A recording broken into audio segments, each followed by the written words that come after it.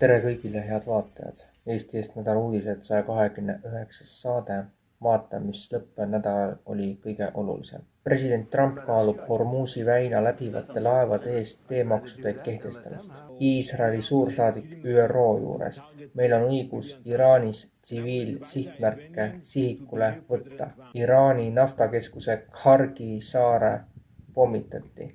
Iisrael jätkab Iraani ründamist vaatamata Valge Maja kinnitusele, et riik on nõustunud 2-nädalase relvarahuga, ütles Iisraeli sõjaväeametnik AP-le.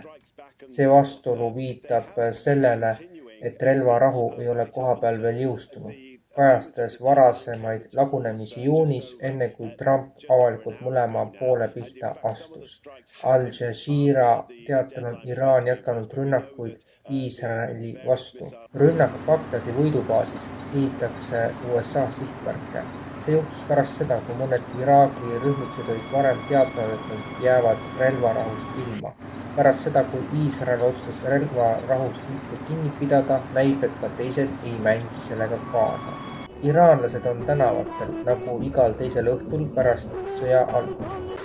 IRGC ründas täna pärastlõunal Araabia Ühendemiraatides Fujairah naftatööstustsooni kättemaksuks Lavani naftatöötlemistehase rünnaku eest. Esimene leedi Melania Trump. Valed, mis seostavad mind Jeffrey Epsteiniga, peavad täna lõppema. Epstein ei tutvustanud mind Donald Trumpile, ma pole kunagi Epsteiniga sõber olnud. Mul pole kunagi olnud suhet Epsteini ega tema kaasosalise Maxwelliga. Käivad kuulutud, et Melania Trumpi sõnavõtt on ajendatud sellest, et tõmmata oma abikaasale vesi peale. Ning Iisrael ründas Lõuna-Liibanonis Nabatiehi. Elamud olid kaetud tohutute suitsupilvedega. Mitmed hukkunud on IOF-i intensiivistusoperatsioonide ajal lõunas. Eesti Eest portaal saab olla tsensuurivaba täiesti sõltumata ainult, kui toetate meid pisikese toetusega. Toeta eestieest.com-i Mihkel Johannes Paimla EE 40 77 00 77 10 08 49 65 47 märksõna ülekanne. Seda saab lugeda nii saate jooksul kui ka päris saate lõpus. Aitäh kõigile, kes te meie tänast saadet vaatasite.